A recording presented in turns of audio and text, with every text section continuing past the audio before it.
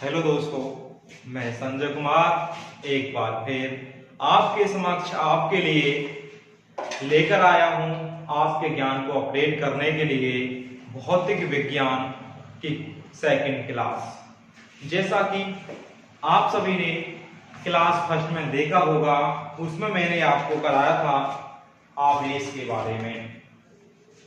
मैंने उसमें आवेश के बारे में कराया था कि आवेश की उत्पत्ति कहां से कैसे हुई और किसने की। आवेश क्या होता है, आवेश कितने प्रकार का होता है। दो प्रकार का होता है, एक पॉजिटिव और नेगेटिव।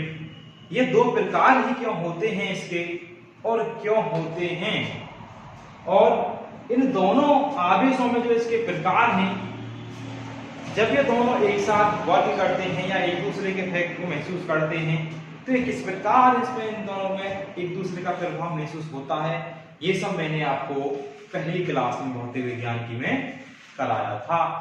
तो आपको इन सभी बातों के बारे में ज्ञान लेने के लिए सबसे पहले आपको हमारी भौतिक विज्ञान 12th क्लास की कक्षा फर्स्ट देखनी होगी।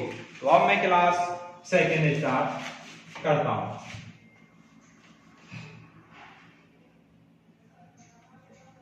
तो देखिए, मैं आपको 12th क्लास की फिजिक्स बिल्कुल कंप्लीट कराऊंगा।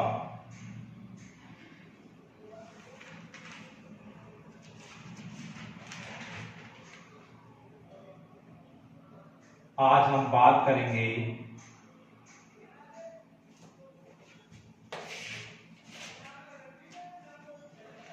आवेशित के बारे में। आवेशित करना या किसी पदार्थ के आवेशित होने से क्या तात्पर्य होता है। चार्ज क्या होता है, आवेशित करना, चार्ज। फिजिक्स देखिए आप सभी जानते हैं कि प्रत्येक पदार्थ छोटे छोटे कणों से मिलकर बना होता है और सामान्यतः प्रत्येक पदार्थ में उपस्थित पॉजिटिव और नेगेटिव कणों की संख्या बराबर होती है। तो इस स्थिति में हम उस पदार्थ को क्या कहते हैं, जब उसमें पॉजिटिव और नेगेटिव कणों की संख्या बराबर होती है हम उसे कहते हैं उदासीन या आवेशहीन, न्यूट्रल अर्थात या और अनचार्ज्ड। तो देखिए मैं बताऊंगा आपको कि कोई भी पदार्थ जब चार्ज होता है तो वो क्या होता है, कैसे होता है। तो मैं आप सभी को इसके बारे में बताऊंगा। नॉर्मली तो आप चार्ज शब्द को बहुत ज्यादा यूज करते ही रहते हो। तो देखिए क्या होता है, ये परमाणु है और इसमें एक बीच में इसके बीच में एक भारी भाग होता है जिसे हम नाभिक कहते हैं, जिसे हम नाभिक कहते हैं, न्यूक्लियस कहते हैं, न्यूक्लियस कहते हैं। और नाभिक के चारों ओर जो बाहरी कक्षा होती हैं उसमें इलेक्ट्रॉन चक्कर लगाते रहते हैं, इलेक्ट्रॉन चक्कर लगाते रहते हैं। जब किसी पदार्थ में पॉजिटिव और नेगेटिव पार्टिकलों की संख्या बराबर होती है तो क्या करते हैं, वो एक दूसरे के प्रभाव को निष्फल कर देते हैं और उस पदार्थ को क्या बना देते हैं, आवेशहीन, अर्थात उस पदार्थ पर कोई चार्ज नहीं होता। देखिए अब इस पदार्थ को हम चार्ज करना चाहें कि ये चार्ज आवेशित कैसे होगा। तो देखिए हम इस पदार्थ को चार्ज कैसे कर सकते हैं। तो देखिए इस पदार्थ को चार्ज करने के केवल दो तरीके होते हैं। कैसे तरीके हैं वो दो। पहला तरीका तो देखिए ये है कि हम जानते हैं कि जो प्रोटॉन होता है वो पॉजिटिव होता है और जो इलेक्ट्रॉन होता है वो नेगेटिव होता है। या तो हम इस पदार्थ के अंदर से प्रोटॉन निकाल दें।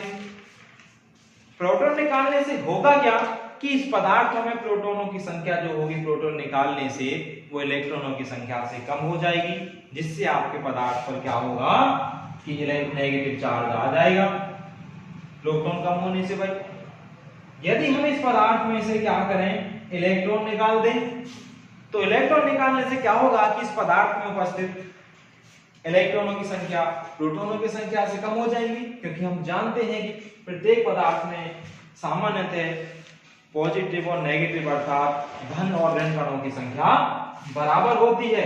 अब बात यह आती है कि जैसे हमने इस पदार्थ में से प्रोटॉन और इलेक्ट्रॉन निकालकर इस पदार्थ को चार्ज आवेशित करने की बात कही थी, क्या हम इस पदार्थ को इन दोनों तरीकों से चार्ज कर सकते हैं या नहीं? तो देखिए यहाँ पर ये बात ध्यान रखने योग्य है कि जो प्रोटॉन होते हैं वो नाभिक के अंदर होते हैं और नाभिक के अंदर न्यूट्रॉन भी होते हैं। तो नाभिक में जो प्रोटॉन होते हैं नाभिक के अंदर एक प्रबल बल द्वारा जुड़े हुए होते हैं। प्रबल स्ट्रॉन्ग न्यूक्लियस फोर्स द्वारा प्रबल नाभिकीय बल द्वारा जुड़े होते हैं, जिनको हम आसानी से नाभिक से अलग नहीं कर सकते हैं। तो बात आती है जब हम प्रोटॉनों को नाभिक से अलग आसानी से नहीं कर सकते हैं तो हम प्रोटॉनों क्या इलेक्ट्रॉनों को आसानी से बाहर कर सकते हैं? हाँ, ये बात सही है कि यदि हमें किसी पदार्थ को चार्ज करना है तो हम उस पदार्थ में से केवल आसानी से इलेक्ट्रॉन को या तो उसके बाहर से निकालकर या उसके अंदर एंट्री कराकर ही हम उस पदार्थ को चार्ज कर सकते हैं। तो यहां से देखो ये बात समझ में आती है, जो किसी पदार्थ में जो आवेश वाहक का कार्य करते हैं, आवेश वाहक होते हैं, तो वो आवेश वाहक हमेशा इलेक्ट्रॉन होते हैं। आवेश वाहक का मतलब जो आवेश को ले जाने और लाने का काम करते हैं वो हमेशा इलेक्ट्रॉन्स ही होते हैं। चार्ज कैरियर क्या होते हैं आपके इलेक्ट्रॉन ही होते हैं। अब देखिए बात करते हैं हम चार्ज करने की। चार्ज कैरियर क्या होते हैं आपके इलेक्ट्रॉन ही होते हैं। देखिए अब इस पदार्थ को हम चार्ज करते हैं, देखिए मानते हैं कि हम इस पदार्थ के अंदर से एक इलेक्ट्रॉन निकाल दें, भाई एक इलेक्ट्रॉन निकाल दें हम, तो होगा क्या, क्योंकि इस पदार्थ में सामान्यतः क्या है जीरो चार्ज है, इसके ऊपर ये उदासीन है, न्यूट्रल है, अनचार्ज है, इसके ऊपर कोई भी चार्ज नहीं है। क्यों नहीं है? क्योंकि इसमें प्रोटॉन और इलेक्ट्रॉन की संख्या क्या है, दोनों बराबर हैं। जब हम इसके अंदर से एक इलेक्ट्रॉन निकाल देंगे तो इसमें एक इलेक्ट्रॉन कम होने से एक प्रोटॉन की संख्या ज्यादा हो जाएगी। आप सभी जानते हैं कि एक प्रोटॉन पर कितना चार्ज होता है, एक प्रोटॉन का जो चार्ज होता है, प्रोटॉन का जो आवेश होता है वो कितना होता है, प्लस 1.6 इंटू 10⁻⁻90 कूलम। और जो इलेक्ट्रॉन होता है, इलेक्ट्रॉन का चार्ज कितना होता है आपका, इलेक्ट्रॉन का चार्ज होता है आपका -1.6 इंटू 10⁻19 कूलम। दोनों पे क्वांटिटी में इक्वल चार्ज होता है, लेकिन दोनों का जो साइन होता है वो क्या होता है, वो अपोजिट होता है। तो एक इलेक्ट्रॉन बाहर निकालने से इस पर एक प्रोटॉन के बराबर चार्ज आ जाएगा, जबकि दो इलेक्ट्रॉन निकाल दें तो इस पर दो प्रोटॉनों के बराबर पॉजिटिव चार्ज आ जाएगा। इसी प्रकार इसके अपोजिट बात करें हम कि इसके अंदर यदि हम एक इलेक्ट्रॉन एंट्री करा दें तो इलेक्ट्रॉन एंट्री कराने से क्या होगा, इसके अंदर एक इलेक्ट्रॉन का एक्स्ट्रा नेगेटिव चार्ज आ जाएगा। यदि हम इसके अंदर दो इलेक्ट्रॉन एंट्री कराएं तो इसके अंदर दो इलेक्ट्रॉन के बराबर एक्स्ट्रा इस पर नेगेटिव चार्ज आ जाएगा। तो पहली बात नोट करके यहाँ पर ये याद रखनी है आपको कि चार्ज कैरियर होते हैं वो हमारे इलेक्ट्रॉन्स होते हैं। ओके, दूसरी बात देखिए यहां से जब हमने इसके अंदर से इलेक्ट्रॉन निकाला, जब हमने इस पदार्थ के अंदर परमाणु के अंदर से इलेक्ट्रॉन निकाला तो हुआ क्या कि इलेक्ट्रॉन निकालने से इस पर पॉजिटिव चार्ज आ गया। क्या चार्ज आया, पॉजिटिव चार्ज। और जब हमने इसके अंदर इलेक्ट्रॉन एंट्री कराया तो इसके अंदर कैसा चार्ज आया, नेगेटिव चार्ज आया। ओके, तो यहां से हमें यह पता चलता है कि जब किसी पदार्थ में इलेक्ट्रॉन की संख्या अधिक होती है तो उस पर ऋणावेश को बताएंगी, और किसी पदार्थ में यदि इलेक्ट्रॉनों की संख्या कम होंगी तो उस पर धन आवेश को बताएंगे, पॉजिटिव चार्ज को बताएंगी। तो यहां मैं लिख रहा हूं कि नोट पॉइंट है आपका, सेकंड नोट पॉइंट है, पहला नोट पॉइंट आपका ये बना और सेकंड नोट पॉइंट आपका ये बना कि इलेक्ट्रॉनों की कमी, इलेक्ट्रॉनों की कमी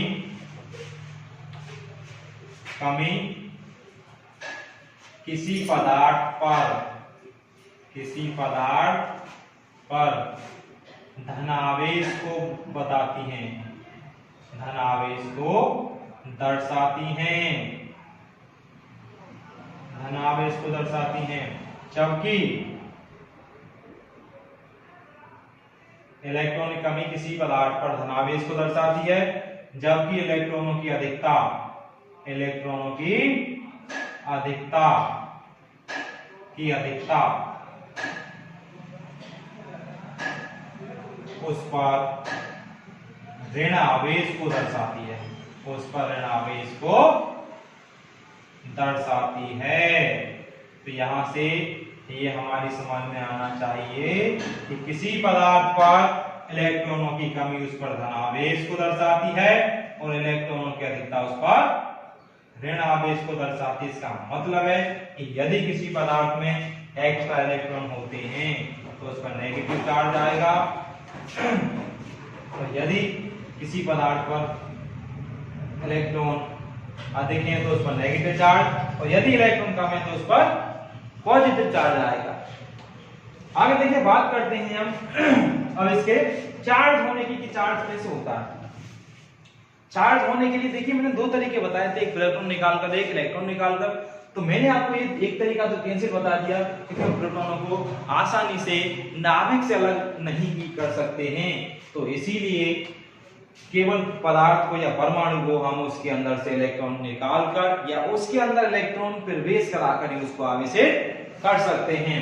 तो किसी पदार्थ के आवेशित करने का तात्पर्य है, आवेशित करने का तात्पर्य है किसी पदार्थ में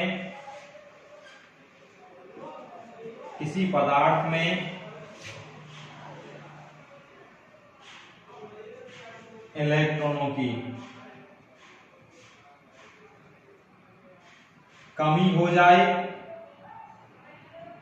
या उस पर इलेक्ट्रॉनों की अधिकता हो जाए, अधिकता हो जाए, तो वह पदार्थ आपका, तो वह पदार्थ आवेशित, बोले तो चार्ज, तो वह पदार्थ आपका आवेशित पदार्थ कहलाता है।